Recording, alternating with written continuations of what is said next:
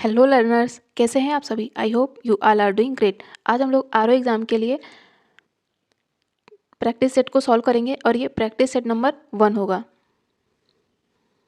जिसमें पहला क्वेश्चन है कि मधुबनी पेंटिंग को किस अनाज के पेस्ट से बनाया जाता है। तो ये इसमें हो जाएगा चावल से। मधुबनी पेंटिंग का संबंध किस राज्य से है, तो ये है बिहार से। और ये चावल मतलब ये चावल से बनाया जाता है, चावल के पेस्ट से। नेक्स्ट है पोचमपल्ली। पोचमपल्ली किसके लिए प्रसिद्ध है, तो ये प्रसिद्ध है बुनाई के लिए। और पोचमपल्ली है कहाँ पे, तो ये है तेलंगाना में। नेक्स्ट है निम्नलिखित में से राउरकेला इस्पात संयंत्र कहाँ पे है, तो ये है ओडिशा में। तो इसमें हो जाएगा ऑप्शन डी। और राउरकेला की बात करें तो ये भारत में सार्वजनिक क्षेत्र का पहला एकीकृत इस्पात संयंत्र है। कैसा है, तो ये है सार्वजनिक क्षेत्र का है। याद रखिएगा, पहला इस्पात संयंत्र है और इसकी स्थापना कब होती है, 3 फरवरी कब, 1959 को। केंद्रीय तंबाकू शोध संस्थान कहाँ स्थित है, तो इसमें हो जाएगा ऑप्शन बी आंध्र प्रदेश। आंध्र प्रदेश के राजमुंदरी में स्थित है तंबाकू शोध संस्थान। तो ये भी याद रखेंगे, स्थापना कब होती है, ये होती है 1947 में। क्षेत्रीय ग्रामीण बैंक की कुल पूंजी में राज्य सरकार का हिस्सा बताना है, तो इसमें हो जाएगा 15%। तो जो भी क्षेत्रीय ग्रामीण की कुल पूंजी होती है उसमें स्टेट गवर्नमेंट का हिस्सा होता है 15%। और यदि हम भारत सरकार की बात करें तो भारत सरकार का हिस्सा कितना होता है, तो ये होता है 50%। 50% हिस्सा भारत सरकार का होता है, राज्य सरकार का होता है 15%, तथा जो प्रायोजक बैंक होते हैं उनका हिस्सा होता है 35%। नेक्स्ट है हेरुका का संबंध किससे है, तो इसका संबंध है बौद्ध धर्म से। तो यदि बात करें हेरुका की, तो ये क्या है, ये एक क्रोधी देवताओं की एक श्रेणी का नाम है जो कि बौद्ध धर्म की वज्रयान शाखा से संबंधित है। नेक्स्ट है निम्नलिखित में से तबकाते नासिरी का लेखक कौन था, तो इसमें हो जाएगा मिनहाज उस सिराज। सल्तनत काल और मुगल काल बहुत महत्वपूर्ण है, यहाँ से आरओ में हर बार क्वेश्चन पूछे गए हैं, तो इन्हें तो स्किप नहीं करिएगा। नेक्स्ट बताना है मणिपुर के राज्यपाल कौन है, तो इसमें हो जाएगा अनुसुईया उइके, ये है मणिपुर की राज्यपाल। नेक्स्ट है निम्नलिखित राज्यों में से कौन से राज्य कावेरी जल विवाद से संबंधित हैं, तो इसमें हो जाएगा कावेरी जल विवाद का संबंध है तमिलनाडु और कर्नाटक के बीच में, क्योंकि कावेरी रिवर फ्लो होती है तमिलनाडु और कर्नाटक से होकर, इसलिए इसका संबंध भी है तमिलनाडु और कर्नाटक से, तो इसलिए इसमें हो जाएगा ऑप्शन ए। नेक्स्ट हम बात करेंगे किस अभिक्रिया के द्वारा ऑक्सीजन बाहरी वातावरण से पौधों की कोशिकाओं तक पहुंचता है, तो ये अभिक्रिया कौन सी है, तो इसमें हो जाएगा ऑप्शन ए विसरण। विसरण के कारण जो ऑक्सीजन होती है ये बाहरी वातावरण से पौधों की कोशिकाओं तक पहुंचता है। तो यदि बात करें विसरण की, तो विसरण होता क्या है, तो या किसी ठोस द्रव या गैस, तो कोई भी ठोस हो या द्रव्य हो या फिर गैस हो, इसके अणुओं या फिर आयनों का अधिक सांद्रता वाले क्षेत्र से कम सांद्रता, यानी कि सांद्रता अधिक वाले क्षेत्र से कम सांद्रता वाले क्षेत्र की ओर गमन करना ही क्या कहलाता है, विसरण कहलाता है। निम्नलिखित में से नवीन अखिल भारतीय सेवाओं को शुरू करने का अधिकार किसे है, तो ये है राज्यसभा को। किस आर्टिकल के तहत, तो ये है अंडर आर्टिकल 312। नेक्स्ट बात करेंगे अपनी शक्ति को समेकित करने के बाद बलबन ने कौन सी भव्य उपाधि धारण की थी, तो उसने धारण की थी जिल्ले इलाही। दीने इलाही की शुरुआत तो अकबर के द्वारा की जाती है, तो इसमें हो जाएगा ऑप्शन सी जिल्ले इलाही। यदि हम बलबन के शासन की बात करें तो इसका शासन रहता है 1265 से लेकर 1287 के बीच में, और इसने जिले इलाही की उपाधि धारण की थी। इसका अर्थ क्या होता है, इसका अर्थ होता है पृथ्वी पर ईश्वर की छाया। नेक्स्ट बात करेंगे ओपन मार्केट ऑपरेशंस, ये क्या होते हैं, तो ये होते हैं सरकार के द्वारा गिल्ट एजेड प्रतिभूतियों की बिक्री करना, मतलब कि सरकारी प्रतिभूति जो होती है उनको बेचना और खरीदना, ये ओपन मार्केट ऑपरेशंस कहलाते हैं। नेक्स्ट है द्वितीय पंचवर्षीय योजना किस मॉडल पर आधारित थी, तो ये थी पीसी महालनोबिस मॉडल पर आधारित। इसका टाइम पीरियड क्या था, तो ये था 1956 से लेके 61 तक, और इसमें लक्ष्य कितना रखा गया था, 4.5 रखा गया था, लेकिन प्राप्ति कितनी होती है, प्राप्ति होती है 4.27 की, और यूपी के द्वारा कितनी होती है, ये होती है 1.9, तो ये भी यूपी का भी याद रखेंगे। द्वितीय पंचवर्षीय योजना बहुत ही ज़्यादा महत्वपूर्ण है, इसके लिए याद रखिएगा कि इसी पंचवर्षीय योजना के तहत ही दुर्गापुर राउरकेला, दुर्गापुर, राउरकेला, भिलाई, ये सभी इस्पात संयंत्रों की स्थापना होती है सेकेंड 5 ईयर प्लानिंग के तहत। और यदि हम हेरोड डोमर मॉडल की बात करें तो ये थी फर्स्ट 5 ईयर प्लानिंग। क्या क्या था टाइम पीरियड? तो ये था 1951 से लेके 56 तक। और यदि हम बात करें डीपी धर की तो ये संबंधित थी फिफ्थ 5 ईयर प्लानिंग से, जिसका टाइम पीरियड था 1974 से लेके 79 तक। और फिफ्थ 5 ईयर प्लानिंग बहुत महत्वपूर्ण, याद रखिएगा, क्योंकि इसका जो प्राथमिकता दी गई थी इसमें था निर्धनता का उन्मूलन करना। तो निर्धनता उन्मूलन इसका लक्ष्य था, किसका? 5वीं पंचवर्षीय योजना का। नेक्स्ट बात करेंगे, निम्नलिखित में से भारत का सबसे पहला जैवमंडल आरक्षित क्षेत्र कहाँ पे स्थापित किया गया था? तो ये किया गया था नीलगिरी। नीलगिरी केरल, कर्नाटक, तमिलनाडु क्षेत्र में इसका विस्तार है। और इसकी स्थापना की जाती है 1986 में। 1986 में पर्यावरण संरक्षण अधिनियम भी आया था, तो उससे याद रख सकते हैं। निम्नलिखित में से ग्रीन पीस इंटरनेशनल का हेडक्वार्टर कहाँ है? तो ये है एम्स्टर्डम। एम्स्टर्डम नीदरलैंड की कैपिटल है। इसकी स्थापना कब होती है? तो इसकी स्थापना की जाती है 1971 में। 1971 में ही रामसर कन्वेंशन होता है, तो ये भी याद रखेंगे। किसके लिए होता है? आर्द्र भूमियों के संरक्षण के लिए। भारत का प्रथम महिला विश्वविद्यालय कौन सा था? तो इसमें हो जाएगा SNDT महिला विश्वविद्यालय। इसकी स्थापना कब होती है? ये होती है 5 जुलाई को। 5 जुलाई 1916 में क्या होता है? 1960 में लखनऊ कांग्रेस का लखनऊ अधिवेशन होता है। 1916 में होम रूल लीग का गठन भी होता है। निम्नलिखित देशों में से कितने शहरों में कुंभ का मेला लगता है? तो ये लगता है 4 शहरों में। तो याद रखिएगा कौन कौन से शहर हैं। तो इसमें आएगा प्रयागराज, नासिक, उज्जैन तथा हरिद्वार। मनुष्य में मादा जनन अंग से किस हार्मोन का स्राव होता है? तो इसमें हो जाएगा ऑप्शन सी रिलैक्सिन। नोबेल पुरस्कार प्राप्त करने वाले प्रथम भारतीय कौन थे? तो ये हो जाएंगे रविंद्रनाथ टैगोर। कब दिया गया था? 1913 में। ये भी याद रखिएगा। उनकी बुक कौन सी बुक के लिए दिया गया था? गीतांजलि के दिया उनकी बुक गीतांजलि के लिए दिया गया था। और इन्होंने ही राष्ट्रीय गान की भी रचना की है। यदि आपका भार पृथ्वी पर 38 किलोग्राम है तो आपका भार बुध ग्रह पर कितना होगा? तो इसमें हो जाएगा 14.4 ग्राम। क्यों? तो इसमें हो जाएगा 14.4 किलोग्राम। क्यों? क्योंकि जो बुध है, बुध पर सतह का गुरुत्वाकर्षण पृथ्वी के गुरुत्वाकर्षण का केवल 38% है। भारतीय संविधान के कौन से अनुच्छेद नीति के निदेशक तत्वों से संबंधित है? तो इसका संबंध हो जाएगा आर्टिकल 36 से लेके 51 तक है। किस भाग में है? तो ये है भाग 4 में, DPSP। निम्नलिखित में से कौन दिल्ली के 8 सुल्तानों के शासनकाल के गवाह रहे हैं? मतलब कि दिल्ली के 8 सुल्तानों के शासनकाल से संबंध रहा है, तो ये रहे हैं अमीर खुसरो। नेक्स्ट बात करेंगे, बंगाल का विभाजन कब किया गया था? तो बंगाल का विभाजन किया गया था लॉर्ड कर्जन के टाइम पे। घोषणा होती है जुलाई 1905 में, लेकिन बंगाल विभाजन होता है कब? अक्टूबर 1905 में। प्लासी के युद्ध के दौरान मुगल सम्राट कौन होता है? प्लासी का युद्ध होता कब है? ये होता है 1757 में। तो इस टाइम पे मुगल सम्राट कौन होता है? इस समय होता है आलमगीर द्वितीय।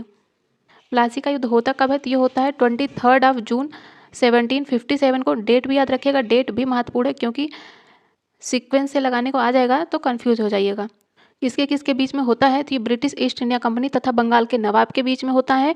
और ब्रिटिश ईस्ट इंडिया कंपनी में कौन होता है? तो ये होता है रॉबर्ट क्लाइव, मतलब बेसिकली क्लाइव और किसके किसके बीच में? सिराजुद्दौला के बीच में होता है। और इसमें सिराजुद्दौला की हार होती है और क्लाइव की जीत होती है। निम्नलिखित में से कौन सी एक कायांतरित शैल नहीं है? तो इसमें हो जाएगा जो सैंडस्टोन है, यह एक कायांतरित शैल नहीं है। बाकी हीरा, संगमरमर, क्वार्टजाइट, स्लेट। यदि बात करें स्लेट की, स्लेट तथा ग्रेनाइट की, तो ये सभी क्या है? ये सभी कायांतरित शैलें हैं या चट्टानें हैं। निम्नलिखित में से कौन सा एक पश्चिमी तटीय द्वीप है? तो इसमें हो जाएगा जो एलिफेंटा है, ये पश्चिमी तटीय द्वीप है। बाकी श्रीहरिकोटा, परिकूद तथा पंबम, ये सभी पूर्वी तटीय द्वीप हैं। इसमें हो जाएगा परिकूड होगा, ना कि परिकूद। और ये एलिफेंटा का संबंध किससे है? तो ये मुंबई महाराष्ट्र से है। नेक्स्ट बात करेंगे रायमोना नेशनल पार्क भारत में किस राज्य में स्थित है? तो इसमें हो जाएगा, इसका संबंध है असम से, और असम में ही हमें मिलेगा काजीरंगा नेशनल पार्क, और ये असम का 6th नेशनल पार्क है, तो ये भी याद रखिएगा। काजीरंगा तो कई बार पूछा जा चुका है, वन हॉर्न राइनोज के लिए है। पृथ्वी के चुंबकत्व के लिए क्या उत्तरदायी होती है? तो ये होती है जो बाह्य कोर होती है, ये पृथ्वी के चुंबकत्व के लिए उत्तरदायी होती है। निम्नलिखित में से किस राज्य में चित्रकूट जलप्रपात स्थित है? तो ये हो जाएगा छत्तीसगढ़ में। PYQ में पूछा गया है कई बार आरओ के। नेक्स्ट बात करेंगे विधि आयोग की। विधि आयोग के बारे में पूछा, यह किस प्रकार का निकाय है? तो विधि आयोग एक प्रकार का एग्जीक्यूटिव मतलब कि कार्यकारी निकाय है। किस अनुच्छेद के तहत सर्वोच्च न्यायालय के पास अपने किसी भी निर्णय या आदेश का पुनर्विलोकन करने की शक्ति है? तो ये हो जाएगा न्यायिक पुनर्विलोकन, आर्टिकल 137 में है। कैबिनेट सचिव का कार्यकाल कितना होता है? तो ये होता है 2 वर्ष का कैबिनेट सचिव का कार्यकाल। नेक्स्ट है जनगणना को किस सूची में एक विषय के रूप में शामिल किया गया है भारतीय संविधान में? तो बेसिकली भारतीय संविधान में जनगणना किस सूची का विषय है? राज्य, संघ, समवर्ती या फिर उपयुक्त सभी? तो जनगणना की बात करें तो ये हो जाएगा, ये संघ सूची का विषय है जनगणना। किस आर्टिकल के तहत ये हो जाएगा? Under article 246। किन किरणों की तरंग दैर्ध्य को मापने के लिए ब्रैग स्पेक्ट्रोमीटर का उपयोग किया जाता है? तो इसमें हो जाएगा एक्स किरणों का मापन करने के लिए। अकबर का नेक्स्ट है, अकबर कितने वर्ष का था जब वह सम्राट बना था? तो इसमें हो जाएगा, इसकी उम्र थी 13 वर्ष। कब? 1556 में बनता है ये। नेक्स्ट है सूर्य के द्वारा उत्सर्जित प्रकाश का रंग क्या होता है? तो ये होता है वाइट मतलब कि सफ़ेद। स्वतंत्र रूप से लटकती हुई एक चुंबकीय सुई किस दिशा में रुकेगी? तो ये उत्तर से दक्षिण की दिशा में रुकेगी।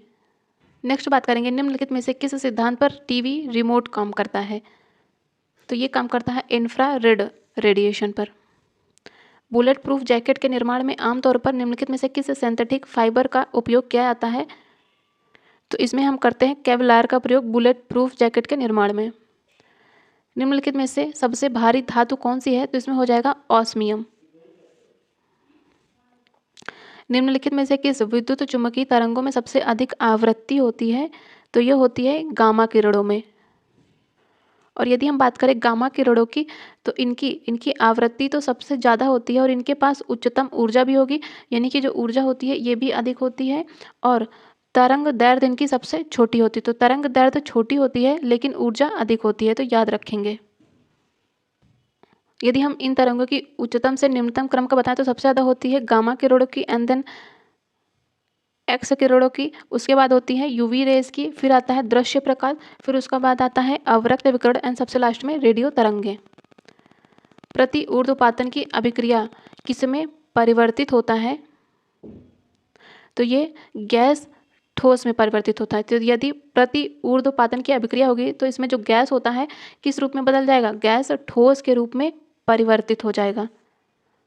यदि बात करें प्रति ऊर्ध्वपातन प्रक्रिया की, तो इसमें जो कोई भी गैस होता है वो बिना द्रव्य में चेंज हुआ, डायरेक्ट इसका चेंज किस में होता है? ठोस में होता है। और यदि ऊर्ध्वपातन की प्रक्रिया की बात करें तो इसमें कोई भी पदार्थ ठोस से सीधे गैस में होता है। तो ऊर्ध्वपातन में ठोस से डायरेक्ट चेंज होता है गैस में, और प्रति ऊर्ध्व में गैस से डायरेक्ट होता है किसमें? ठोस में। नेक्स्ट बात करेंगे पृथ्वी के वायुमंडल में तीसरी सबसे प्रचुर गैस कौन सी है? तो तीसरी पूछा है, तो तीसरी इसमें कौन सी हो जाएगी? तीसरी हो जाएगी आर्गन। सबसे ज़्यादा कौन होती है? तो सबसे ज़्यादा होती है नाइट्रोजन। ऑक्सीजन सेकंड नंबर पर आती है, आर्गन थर्ड पर आती है। नेक्स्ट बात करेंगे ग्रीन हाउस प्रभाव के लिए निम्नलिखित में से कौन सी गैस मुख्य रूप से उत्तरदायी है? तो इसमें हो जाएगा कार्बन डाइऑक्साइड मतलब CO2। यदि हम बात करें पृथ्वी के वायुमंडल में प्रमुख ग्रीन हाउस गैसों की, तो इसमें आता है सबसे ज़्यादा कौन सा आएगा? जल वाष्प आएगी, याद रखिएगा। एंड देन उसके बाद आएगा कौन सी? प्राथमिक ग्रीन हाउस गैसें हैं ये सभी। जल वाष्प CO2 मतलब कार्बन डाइऑक्साइड, मीथेन आता है जो कि धान के खेतों दलदली क्षेत्रों में पाई जाती है, नाइट्रस ऑक्साइड आता है, नाइट्रस ऑक्साइड आता है, एंड देन क्या आती है? ओजोन आती है, O3। तो याद रखिएगा इन्हें। कृत्रिम श्वसन के लिए ऑक्सीजन के साथ कौन सी गैस मिलाई जाती है? तो इसमें किया जाता है हीलियम को। साथ ही ये भी याद रखिएगा कि समुद्र में गोताखोर जो होते हैं उनको सांस लेने के लिए भी ऑक्सीजन के साथ हीलियम के मिश्रण का उपयोग किया जाता है। किसके लिए? कृत्रिम श्वसन में। नेक्स्ट बात करेंगे किसका उपयोग श्वास परीक्षण में शराबी चालकों की जांच करने के लिए किया जाता है। तो ये किया जाता है पोटेशियम डाइक्रोमेट का उपयोग। तो याद रखिएगा ये। साथ ही पोटेशियम डाइक्रोमेट का उपयोग कांच के बर्तनों को साफ करने के लिए भी हम करते हैं। जो कांच के बर्तन होते हैं उनको साफ करने के लिए भी करते हैं। नक्काशी की सामग्री में भी इसका उपयोग किया जाता है। तो ये सभी याद रखिएगा। नेक्स्ट है सूची 1 को सूची 2 से सम्मिलित करना है। प्रमुख ज्वालामुखी है और उनसे संबंधित देश है। तो यदि बात करें माउंट किलिमंजारो कहाँ पे है, तंजानिया में है। माउंट विसुवियस, विसुवियस कहाँ पे है, इटली में है। इटली में एक और ज्वालामुखी याद रखेंगे, एटना भी है। क्राकाटाओ, क्राकाटाओ की बात करें तो ये कहाँ पे, ये इंडोनेशिया में। तो इसमें और कातला, कातला है कहाँ पे, आइसलैंड में। नेक्स्ट है सोना निम्नलिखित में से किस रसायन में घुलनशील है। तो ये हो जाएगा aqua regia. Option B is the right option. Tomar राजपूतों को 12वीं शताब्दी के मध्य में कहाँ के चौहानों ने हराया था। तोमर राजवंश की बात कर रहा है। तो इसमें हो जाएगा हराया था कहाँ पे, अजमेर में। यदि तोमरों की बात करें तो तोमरों ने 736 ईसा पूर्व में दिल्ली के शहर की स्थापना की थी और ये प्रतिहारों के प्रमुख सामंती थे। नेक्स्ट है एक पूर्ण कार्डियक चक्र में कितना समय लगता है। तो पूर्ण कार्डियक चक्र में टाइम लगता है 0.8 सेकेंड का। नेक्स्ट बात करेंगे निम्नलिखित में से कौन सा रोग एक व्यक्ति से दूसरे व्यक्ति में प्रसारित नहीं होता है, मतलब कि वायरल के द्वारा नहीं होता है। तो इसमें हो जाएगा सिरोसिस नहीं होता है।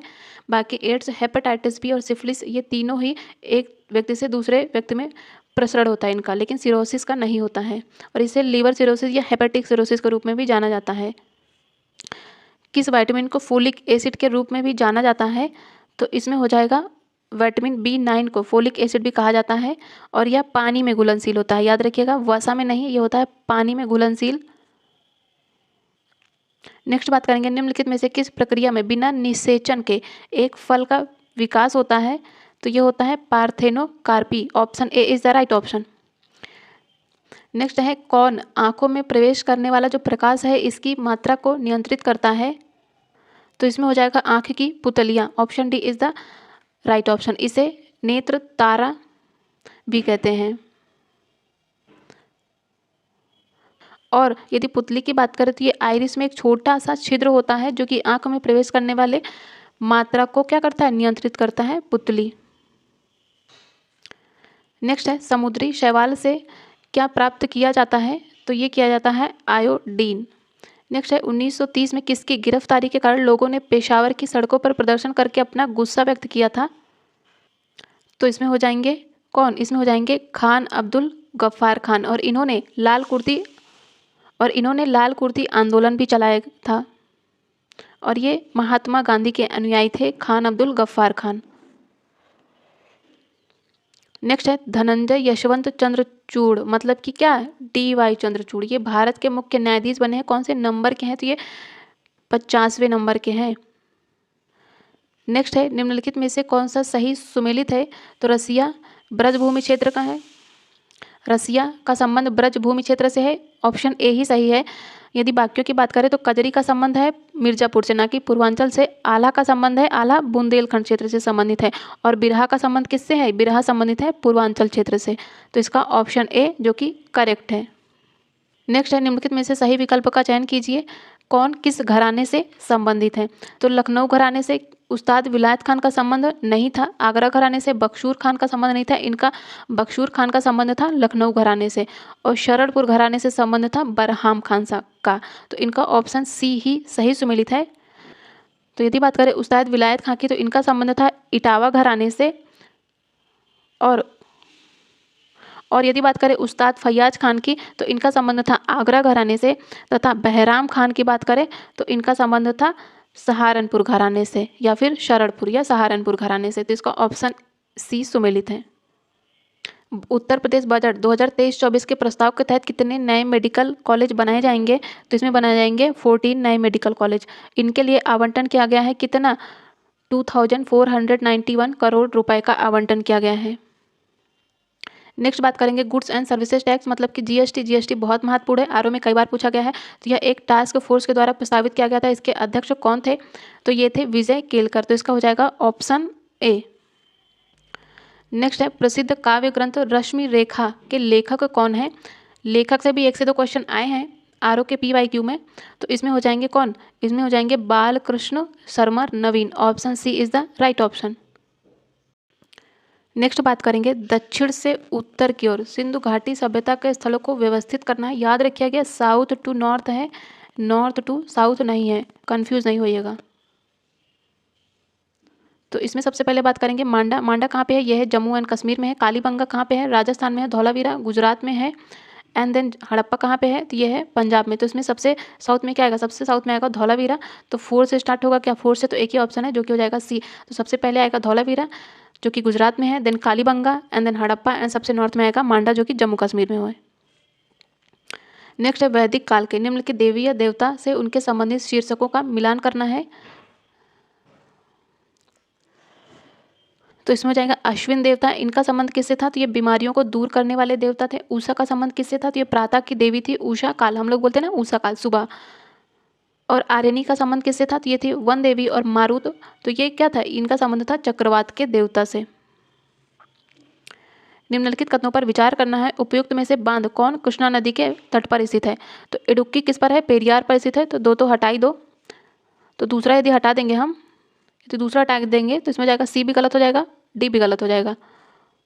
नागार्जुन सागर किस पर है, कृष्णा नदी पर है। तो पहला तो करेक्ट है, तो यहाँ से हमें मिल गया पहले सही, यानी कि 1 एंड 3। तो नागार्जुन सागर एंड अलमट्टी बांध ये है कृष्णा नदी के तट पर। इडुक्की कहाँ पे है, ये है पेरियार नदी के तट पर। और यदि अमरावती की बात करें तो इसका संबंध भी अमरावती नदी से ही है। भारत सरकार के वर्तमान तथा 18वें मुख्य आर्थिक सलाहकार कौन है, तो ये है V Anantha Nageswaran. Option B is the right option. Next है नाबार्ड किस समिति की सिफारिश के द्वारा स्थापित किया गया था। नाबार्ड की स्थापना होती है 12 जुलाई 1982 में। किसकी समिति पर, शिवरामन समिति की सिफारिश पर। स्वतंत्रता के बाद भारत में निम्नलिखित में से किन वर्षों में विमुद्रीकरण हुआ था। विमुद्रीकरण की बात हो रही है, तो यदि बात करें विमुद्रीकरण की, तो विमुद्रीकरण होता कब है, तो जब सरकार पुरानी जो मुद्रा होती है, जो पुरानी मुद्रा होती है उसको कानूनी तौर पर बंद कर देती है और नई मुद्रा लाती है। तो स्वतंत्रता के बाद 2 बार हुआ था। सबसे पहले कब हुआ था, ये हुआ था 1978 में। एंड देन दोबारा कब हुआ था, ये हुआ था 2016 में। कब, 8 नवंबर 2016 में। तो इसका हो जाएगा 1 एंड 4। 1 एंड 4 मतलब option C is the right option. निम्नलिखित में से कौन से RBI गवर्नर का क्रमशः सबसे लंबा और सबसे छोटा कार्यकाल बताना है।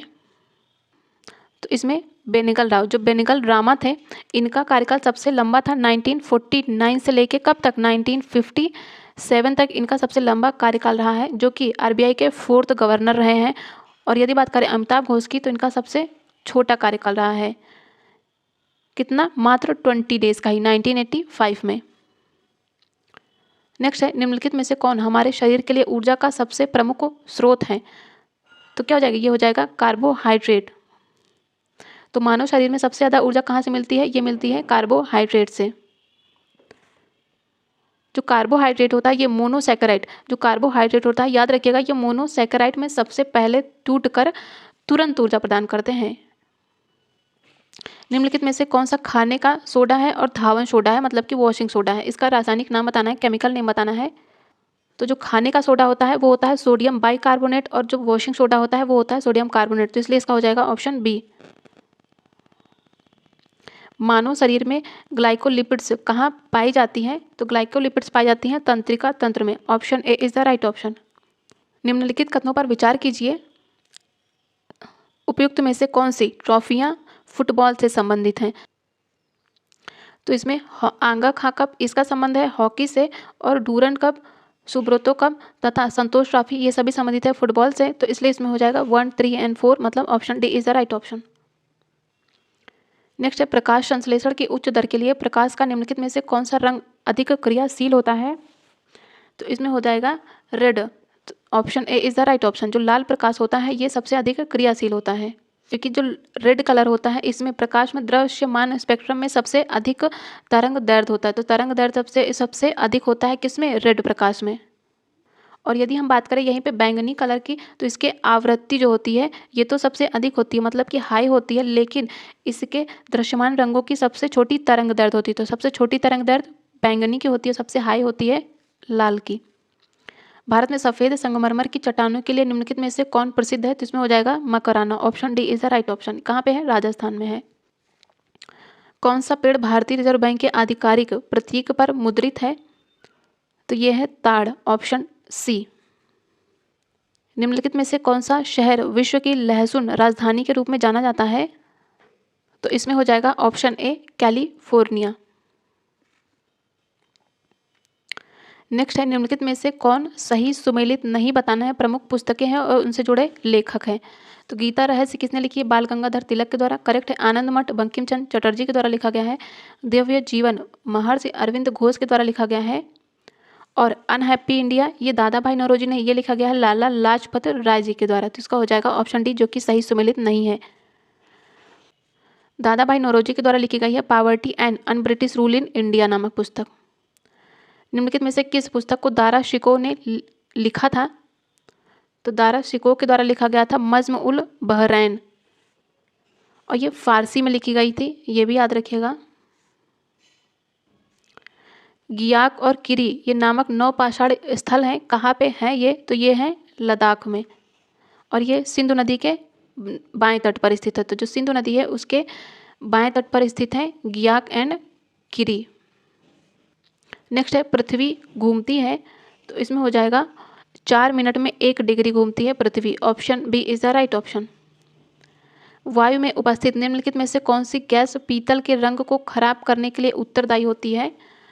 तो इसमें हो जाएगा जो हाइड्रोजन सल्फाइड होती है, ये पीतल के रंग को खराब कर देती है। निम्नलिखित में से किस शैवाल को ग्रीन मोल्ड के नाम से जाना जाता है? तो इसमें हो जाएगा Penicillium. Option D is correct. यदि हम बात करें शैवालों की, तो कुछ ऐसे शैवाल भी होते हैं जो कि हरे दिखाई देते हैं, जिनमें आएगा पेनिसिलियम, क्लाइडोस्पोरियम तथा एस्परगिलिस। तो एस्परगिलिस, क्लाइडोस्पोरियम और पेनिसिलियम, इन सभी को ग्रीन मोल्ड के नाम से जाना जाएगा, और ये सभी शैवाल है क्योंकि हरे दिखाई देते हैं, इसलिए इन्हें ग्रीन मोल्ड के नाम से जाना जाता है। एमडीटी का उपयोग किस रोग के उपचार में किया जाता है? तो इसमें हो जाएगा कुष्ठ रोग के उपचार में किया जाता है, और यह है मल्टी ड्रग थेरेपी। राष्ट्रीय सुरक्षा गार्ड किस केंद्रीय मंत्रालय के अंतर्गत एक विशेष भारतीय इकाई बल है? तो ये हो जाएगा किसके अंतर्गत आएगा? सुरक्षा। तो ये आएगी कानून और न्याय मंत्रालय के अंतर्गत। Option B is right option. Next है, निम्नलिखित में से कौन युग्म सही सुमेलित नहीं है? तो सही सुमेलित नहीं बताना है। जीवी रामकृष्ण समिति, इनका संबंध किससे था? इसका संबंध था विनिवेश थे। भगवती समिति, इसका संबंध कृषि प्रणाली से नहीं था, इसका संबंध था बेरोजगारी और सार्वजनिक कल्याण से। तो बेरोजगारी और सार्वजनिक कल्याण से संबंध किसके था? भगवती समिति के। तो इसका हो जाएगा ऑप्शन बी, जो कि सुमेलित नहीं है। यदि बाकियों की बात करें तो राजा चलैया समिति का संबंध था भारत में कर सुधार से। धारिया समिति ये सार्वजनिक वितरण प्रणाली थी। तो इसका ऑप्शन बी, जो कि सही सुमेलित नहीं है। निम्नलिखित में से गलत विकल्प का चयन करना है। प्रमुख राज्य हैं और उत्तर प्रदेश की सीमा को स्पर्श करने वाले जिले हैं। तो कौन से स्टेट का कौन सा डिस्ट्रिक्ट यूपी को टच करता है, इसमें बताना है। तो इसमें राजस्थान का करौली जिला ये यूपी को नहीं, ये टच करता है एमपी को। तो इसका ऑप्शन ए, जो कि सही नहीं है। बाकी जो छत्तीसगढ़ इसका बलरामपुर यूपी को टच करता है, झारखंड का गढ़वा तथा हिमाचल प्रदेश का सिरमौर। तो हिमाचल प्रदेश का सिरमौर और झारखंड का गढ़वा ये सभी यूपी को टच करते हैं। निम्नलिखित में से कौन सा एक सही सुमेलित नहीं है? प्रमुख स्थल है और उनसे जुड़े डिस्ट्रिक्ट है। तो गोला गोकर्णनाथ मंदिर कहाँ पे है? लखीमपुर खीरी में है। करेक्ट है, लेकिन हमें सुमेलित नहीं बताना है। झारखंडेश्वर मंदिर ये महोबा में नहीं है, ये है हापुड़ में। तो इसका ऑप्शन बी सुमेलित नहीं है। गाजी सैयद सालार मसूद की दरगाह कहाँ पे है? बहराइच में, और यहीं पे लगता है सैयद सालार मेला भी। रेणुकेश्वर महादेव मंदिर कहाँ पे है? सोनभद्र में है। याद रखिएगा, मिर्जापुर से कन्फ्यूज नहीं होइएगा, ये है सोनभद्र में। सोनभद्र यूपी का ऐसा डिस्ट्रिक्ट है जो 4 राज्यों के साथ अपनी बाउंड्री को शेयर करता है। निम्नलिखित में से कौन सा सही सुमेलित नहीं है? प्रमुख शहर है और उनके उपनाम हैं। जालौन, जालौन का उपनाम सिराजे हिंद था? नहीं, इसका सिराजे हिंद का किसका नाम था? ये था जौनपुर। जौनपुर किस नदी के तट पर है? ये है गोमती नदी के तट पर। इसकी स्थापना किसके द्वारा की गई थी? एफएसटी मतलब फिरोज शाह तुगलक के द्वारा। किसकी याद में की गई थी? मोहम्मद बिन तुगलक की याद में। तो इसका ऑप्शन ए सही नहीं है। बदायूं का उपनाम है निजामुद्दीन औलिया नगर। अमेठी का है छत्रपति शाहू जी महाराज नगर। गाजीपुर इसे काशी की बहन के नाम से जाना जाता है। निम्नलिखित में से कौन सा सही सुमेलित नहीं है? प्रमुख नदियां हैं और उनके किनारे बसे प्रमुख शहर हैं। गंगा नदी के किनारे बसा है गढ़मुक्तेश्वर, करेक्ट है। यमुना नदी के किनारे है बटेश्वर, कहाँ पे है? आगरा में है। हिंडन नदी के किनारे लखीमपुर खीरी नहीं है, लखीमपुर खीरी है गोमती नदी के तट पर। तो इसका हो जाएगा ऑप्शन सी, जो कि सही सुमेलित नहीं है। राप्ती नदी के तट पर है संत कबीर नगर, साथ ही गोरखपुर भी है। याद रखिएगा, अयोध्या का संबंध है सरयू नदी से, लखनऊ का और सुल्तानपुर का और जौनपुर का संबंध है किससे? गोमती नदी से। पूर्वांचल एक्सप्रेसवे का संबंध में गलत बताना है। एक्सप्रेसवे बहुत महत्वपूर्ण है, इनको अच्छे से याद रखिएगा। यह लगभग 340.8 किलोमीटर लंबा एक्सप्रेसवे है, बिल्कुल सही है। यह 6 लेन का एक्सप्रेसवे है, पूर्वांचल वे 6 लेन का एक्सप्रेसवे है, तो इसका दूसरा भी सही है। और यह यूपी के 9 डिस्ट्रिक्ट से होकर गुजरेगा। कितने डिस्ट्रिक्ट से होकर गुजरेगा ये बहुत महत्वपूर्ण है, याद रखिएगा। तो इसका ऑप्शन सी भी सही है। यह एक्सप्रेसवे मऊ से नहीं गुजरेगा, तो इसका ऑप्शन डी सही नहीं है, क्योंकि ये मऊ से होकर गुजरेगा। तो यदि बात करें पूर्वांचल एक्सप्रेसवे की, तो ये यूपी के 9 डिस्ट्रिक्ट कौन कौन से? लखनऊ है, बाराबंकी, अमेठी है, और कौन सा है? सुल्तानपुर की बात करेंगे, सुल्तानपुर भी आएगा इसमें, अयोध्या भी आएगा, याद रखिएगा, अयोध्या भी आएगा, अंबेडकर नगर भी आएगा, और आजमगढ़ तथा मऊ भी आएंगे। तो ये सभी 9 डिस्ट्रिक्ट हैं। नेक्स्ट है हस्तिनापुर वन्य जीव अभ्यारण्य के संबंध में निम्नलिखित में से कौन सा गलत है?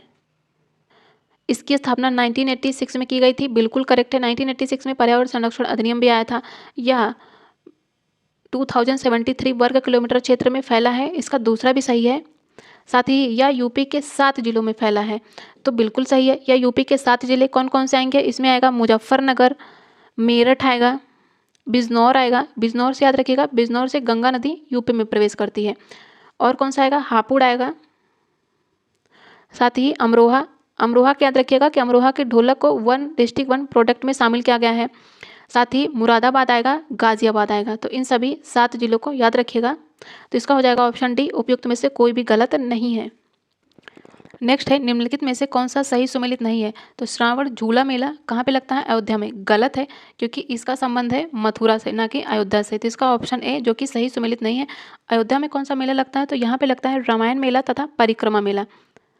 यदि बाकियों की बात करें तो गोविंद साहब मेला कहाँ लगता है? अंबेडकर नगर में। संकट मोचन संगीत समारोह चित्रकूट में। नौचंदी मेला मेरठ में। तो इसका ऑप्शन ए सही सुमेलित नहीं है, क्योंकि श्रावण झूले मेले का संबंध है मथुरा से। यूपी की एक जिला एक उत्पाद योजना के संदर्भ में निम्नलिखित में से कौन सा एक सही सुमेलित नहीं है? आजमगढ़ के काली मिट्टी के बर्तन को एक जिला एक उत्पाद में शामिल किया गया है, करेक्ट है। बस्ती के काष्ठ शिल्प को दूसरा भी सही है, लेकिन फर्रुखाबाद के वस्त्र उत्पाद को नहीं, फर्रुखाबाद के ब्लॉक पेंटिंग को, जो ब्लॉक पेंटिंग होती है फर्रुखाबाद की, इसे ओडीओपी में शामिल किया गया है। तो इसका ऑप्शन सी सुमेलित नहीं है। महोबा के गौरा पत्थर शिल्प को शामिल किया गया है ओडीओपी में, मतलब कि 1 डिस्ट्रिक्ट 1 प्रोडक्ट में। तो इसका ऑप्शन सी सुमेलित नहीं है।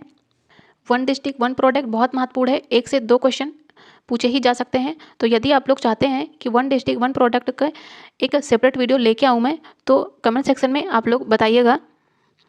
निम्नलिखित में से चंगेज खान के अधीन मंगोलों ने किसके शासन में भारत पर आक्रमण किया था? तो ये क्या था? इल्तुतमिश के। तो इसका हो जाएगा ऑप्शन डी। निम्नलिखित में से कौन सी एक कृत्रिम झील है? तो इसमें हो जाएगा ऑप्शन डी है, जो बेला सागर झील है ये महोबा में है और ये एक कृत्रिम झील है। तो इसका हो जाएगा ऑप्शन डी। नेक्स्ट बात कर रहा है विशेष आहरण अधिकार मतलब एसडीआर के संदर्भ में निम्नलिखित में से कथनों पर विचार करना है। तो यह 1969 में आईएमएफ द्वारा बनाई गई एक अंतर्राष्ट्रीय आरक्षित संपत्ति है, बिल्कुल सही है। इसका अपना मूल्य है, यानी किसी अन्य मूल्य पर आधारित नहीं है ये। तो इसका दूसरा सही नहीं है, क्योंकि एसडीआर का जो मूल्य है अमेरिकी डॉलर, यूरो तथा चीन की रॉनमिनबी और जापान की येन और ब्रिटिश पाउंड स्टर्लिन की 5 मुद्राओं की टोकरी पर आधारित है एसडीआर। तो इसका दूसरा गलत हो जाएगा। तीसरा बात करते हैं कि यह ना तो मुद्रा है ना ही आईएमएफ पर दावा, तो इसका तीसरा भी सही है। इसका हो जाएगा ऑप्शन सी 1 और 3। नेक्स्ट हम बात करेंगे किसी अर्थव्यवस्था को सार्वजनिक क्षेत्र और निजी क्षेत्र में किस आधार पर वर्गीकृत किया जाता है? तो ये किया जाता है उद्यमों के स्वामित्व के आधार पर। Option B is correct. 2028 Olympic के संदर्भ में निम्नलिखित कथनों पर विचार करना है। यह पेरिस फ्रांस में आयोजित किया जाएगा, ये सही नहीं है, क्योंकि ये आयोजित किया जाएगा लॉस एंजल्स में। तो इसका ऑप्शन एक गलत हो जाएगा। 2028 के ओलंपिक में अंतर्राष्ट्रीय ओलंपिक समिति ने हाल ही में क्रिकेट को 2028 के ओलंपिक में शामिल करने की मंजूरी दी है। इसका दूसरा सही है, पहला गलत है। निम्नलिखित कथनों में से सही विकल्प का चयन कीजिए। 2011 की जनगणना के अनुसार भारत में साक्षरता दर 73% है, बिल्कुल करेक्ट है। साक्षरता दर को 7 वर्ष और इससे अधिक आयु की कुल जनसंख्या पर मापा जाता है। तो इसका दूसरा भी सही है, पहला भी सही है, तो इसलिए इसमें हो जाएगा ऑप्शन सी। नेक्स्ट है, जनगणना 2011 के आंकड़ों के अनुसार यूपी के निम्नतम साक्षरता दर वाले 3 जिलों को बताना है। तो यूपी में सबसे कम साक्षरता तो श्रावस्ती में है। उसके बाद आएगा क्या, बहराइच आएगा। बहराइच और श्रावस्ती ये नेपाल के साथ अपनी बाउंड्री शेयर करते हैं। बलरामपुर भी नेपाल के साथ अपनी बाउंड्री शेयर करता है। तो इसमें आएगा सबसे कम साक्षरता है श्रावस्ती की, देन बहराइच की एंड देन बलरामपुर की, फिर उसके बाद आएगा बदायूं तथा रामपुर। तो इसमें हो जाएगा 1 2 1 2 3 मतलब ऑप्शन डी इज करेक्ट। निम्नलिखित में से कौन सी जनजातियां उत्तर प्रदेश राज्य के सोनभद्र जिले में पाई जाती है। तो इसमें यदि बात करें सहरिया जनजाति की, ये तो ललितपुर में पाई जाती है, तो इसका ऑप्शन ए तो गलत हो जाएगा। और यदि पहरिया की बात करें तो ये सोनभद्र में पाई जाती है।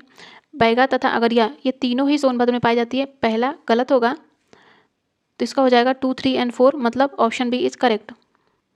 हाल ही में भारतीय मौसम विज्ञान विभाग द्वारा जारी हीट इंडेक्स को दर्शाने के लिए उपयोग किए गए रंग कोड को में निम्नलिखित में से किस रंग का उपयोग नहीं किया गया है।